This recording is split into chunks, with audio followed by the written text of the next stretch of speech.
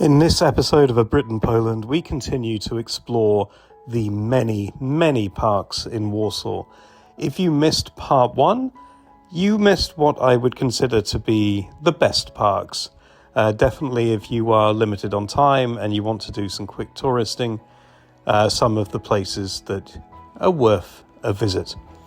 And you can certainly see what there is to see there. But in this week's video, we're going to continue with what I would call notable parks, beautiful spots in Warsaw that are also well worth the visit. So please stay tuned and you will see a lot of beautiful places. And I hope you enjoy. Dzień dobry and welcome to A Brit in Poland. This channel is going to bring you everything you need to know about Poland. I am exploring the country, bringing you the history, trying to tell you about the culture and show you what it is really like to live here. So feel free to check out my other media, Instagram, Facebook, and I will share links to those in the comments. I also have a website, www.britlivinginpoland.com, where I collate my videos for easy to view manner.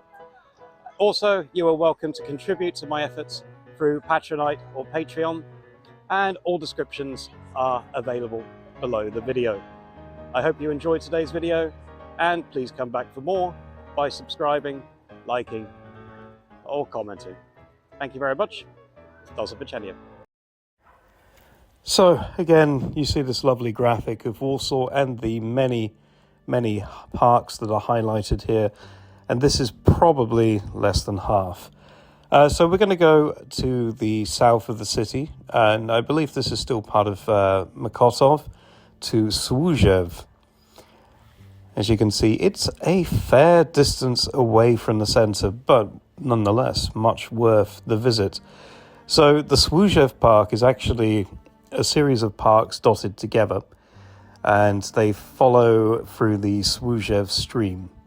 So you have Park Miejski, Staw Słowiecki, Pawłkiewicz Park, Dolinka Słowiecka, and I think Park Romana Kozłowskiego. So the park itself, or the network of parks, were designed in the 1970s by the designer Longin Majdecki. And it was basically built at the same time as the surrounding housing estate was constructed. And the housing estate was known as a flagship residential development of the communist era. And it was built over the previous village of SWEW, which actually dated back to the 13th century. One interesting point is Beksiński, the famous artist, actually lived in this estate, not in the park, but in the residential building nearby. And if you don't know about Beksiński, I really recommend you do a bit of study. This is quite an extensive park, and I think quite a beautiful one. I was able to get some lovely images here, certainly a place to visit in the summer. You can spend a good hour or two wandering through. This, I think, is the Bell of Peace. I didn't try ringing it because I've given up on peace in the world, but you can certainly find peace when strolling through the park. There are all kinds of hay bales, there is a cultural centre, beautiful. Next you have Królikania, and this is kind of like, I think, a couple of parks again joined together, but everyone calls it Królikania, but I know it when I look at the map as being called Arcadia. So you have the kind of Królikania Gardens and the Arcadia Park. The Arcadia Park itself, in its current form, was established in the years 1968 to 1970, according to the design of Professor Longin Majdecki. Name seemed familiar. The park design was based on a picturesque water system consisting of a system of ponds and connecting them with the ponds under Królikania. Part of the park, therefore, includes a historic garden located at the foot of the palace. And the palace itself Well, it was actually constructed in 1731 to 1732 by Augustus II. Originally, it had a brewery, a brickyard, an inn, a mill, barn. You can see it was a very popular place. And these days contains a monument park with a lot of monuments. I do love monument parks, especially in Poland. They seem to be particularly creative. The area is quite unique in terms of nature on a Warsaw scale. It's a refuge for rare species of animals and plants. And the groundwater flowing from the escarpment creates a valuable wetland habitat, or mire, and conditions for alder forests that are unique on a city scale. So, another fantastic park, and one that's often listed as a favourite by many people I know. And again, fairly extensive, a bit hilly, especially as you had to kind of climb up to the palace, but shouldn't be too exhausting for most people. And then you just have these beautiful waterways to enjoy. Yeah, the water features never seem to end in Warsaw. So next we're going to go to Morskie Oku, and this is again made up of two parts. You have the post-war Morskie Oku development and a park called Promenada. And in this Promenada, this is the one that has more of the history. You have a development by Princess Isabella Lubomirski, and she established a garden basically between the years 1772 and 1774. Around 1825, the palace and some garden buildings were rebuilt according to the design of Henryk Marconi. And there was also something called the Schuster Palace, which is meant to be there, but I don't know if I missed it or what. Yeah, but this is another place in Mokotów, very water-based, as you can see, and a nice place to just get lost in. And here is a stone igloo of kind, which I'm sure was a bit more functional. There was a little bit of, like, I'm guessing this is like a kind of a biking trail or something for extreme dirt bike people, which was interesting to just wander up. Luckily I didn't get hit by any bikes. You have this whole network of boulders running through, as well as, you know, some beautiful garden spaces. So it has everything for the explorer.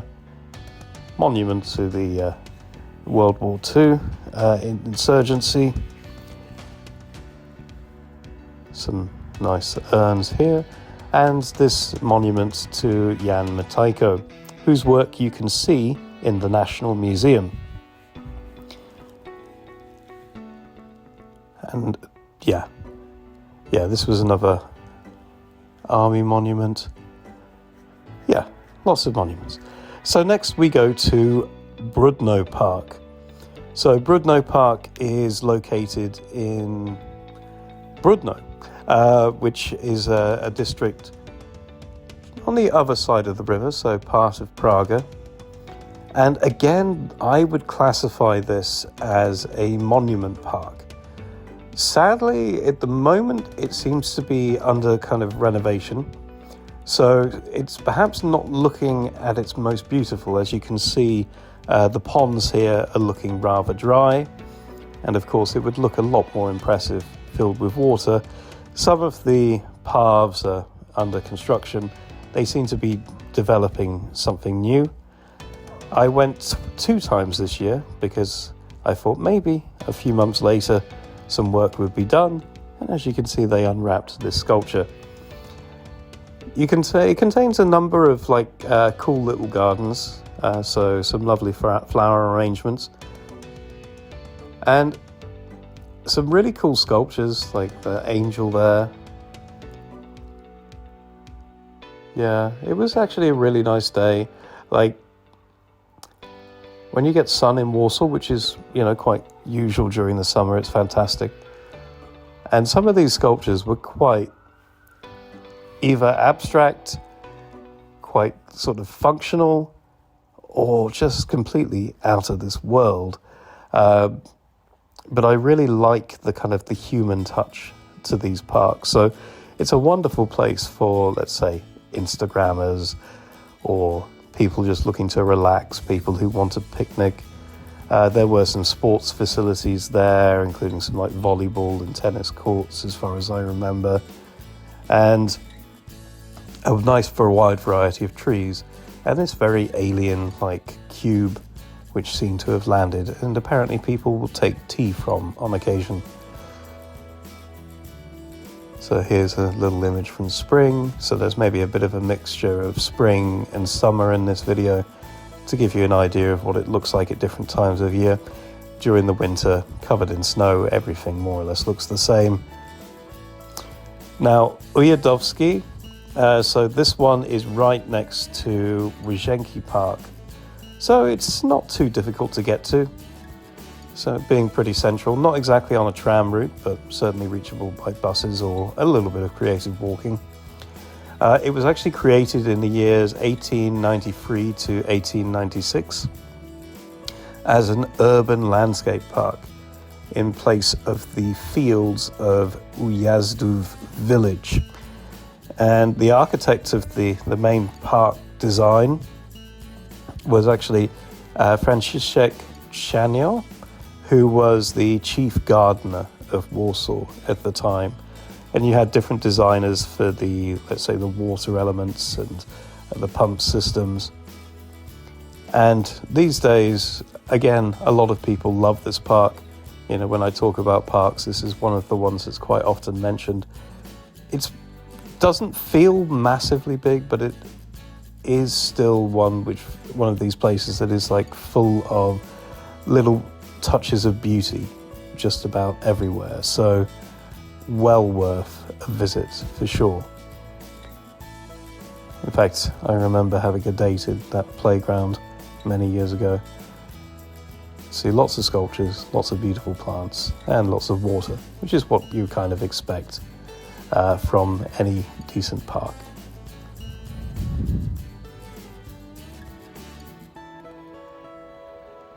Yeah, I kind of ran out of other things to say about this park, but you can see it's pretty cool. So next we go to the Citadel Park, or also known as the Fosa Park or the Moat Park. So the Warsaw Citadel is pretty close to the centre, really. Like it's sort of touching on the Żoliborz district. Here you have a rather interesting mosaic in a tree. And you have these interesting sculptures dotted along this particular moat park. And this park itself, it's kind of like a long and narrow thing with this big pond at the end. And a lot of the kind of sculptures you see are sort of, I don't know, they seem to be something out of Polish legend, some kind of tree creatures. There's like an interesting fuse of like organic sentiment as well as the organic sentiment as well as the whatever. So the park itself was established after World War II, according to the designer Zygmunt Stęplinski, Kazimierz Marszewski and Krystyna Onichowa. And it was actually built on the site of a former shooting range and training ground. And we're going to go into the Citadel itself, which is a pretty impressive monument, though with a bit of a dark history, as you can see by the large cemetery and kind of hall of remembrance that you will find on one side of the structure. It was designed as like a large polygonal fortress. And it was built basically by the Russians between the years of 1832 to 1834. And it was built after the November uprising. And it wasn't really used as a fort back then. It was more just a symbol.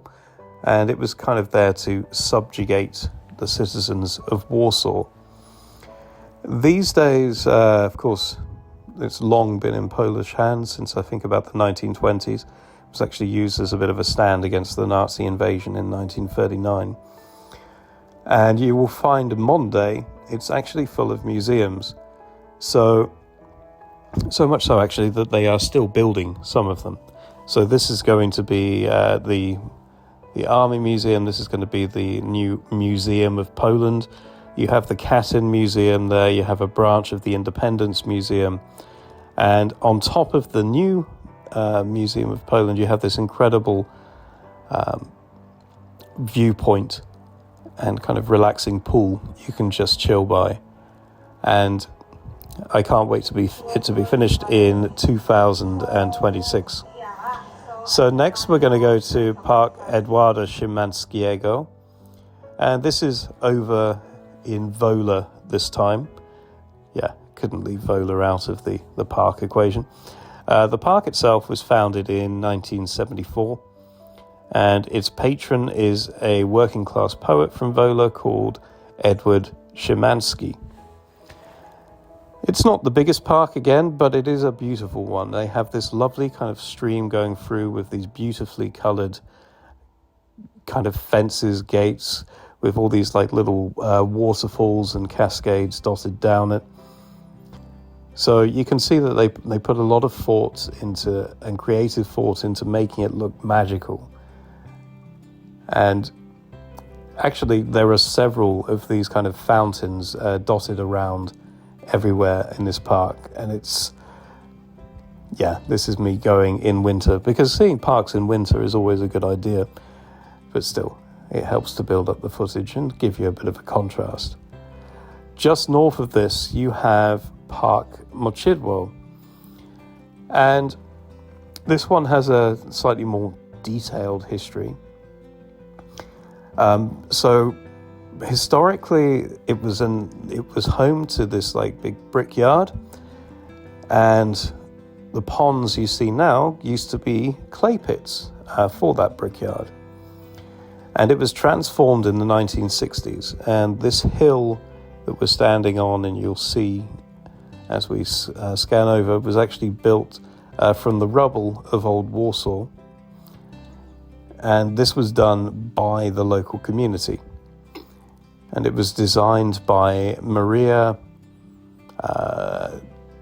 Szczypiorska and Alina Szolczówna as a recreational area for the newly built housing estate.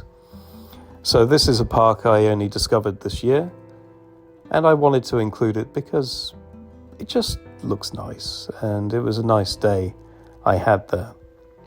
So we're going to go to Morawski Park, or Morawska Park, however you want to say it. So you have Hala Morawska, one of the big halas. This is Felix Stam, who was a famous Polish boxer. And this is just like a kind of a corridor next to the halas, and Hala Guardia being the other hala, which also has a bit of a boxing ring, but is under renovation right now. The name of the park refers to the Morawski barracks, and it was actually built in the 1960s. You have this cool monument to Ratswowice, which is like a famous battle in Polish history, which I will have to do a video on one day.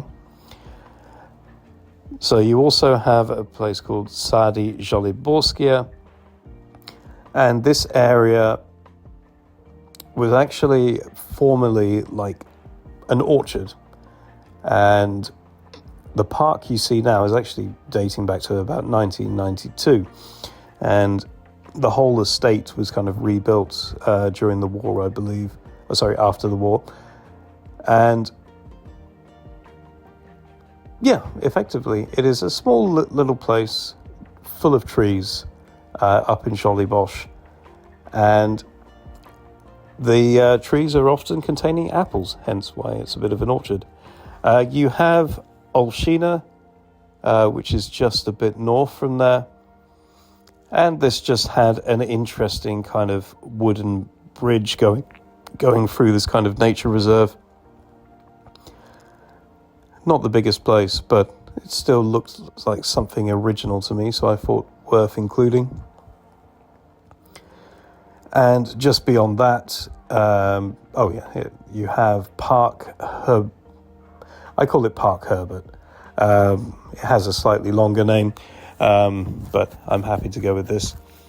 And here it had a nice kind of recreational vibe, a lot of kind of sporting activities for children. It had like a kind of a stage and a nice little hill that you could wander up. But I just, wanted to kind of finish this video by showing you a few of the other parks that perhaps are maybe not like the most notable parks in Warsaw, but certainly contain some interesting points. There are a lot of interesting monuments that you can see throughout the Warsaw Parkscape, and it is really worth having that chance to explore. I'm quite glad to have kind of worked on this project and gone to all these different places, especially when you see things like a random swimming pool in the middle of a park. I didn't venture inside. But really, Warsaw is full of surprises. And it's one of those cities that every year I spend here, I discover something new. And discovering these parks has just been one fun part of the equation. And as you can see, like every park is characteristic. They all have their unique features. Even when some of them are made by the same designer, they still stand out very much as individual places.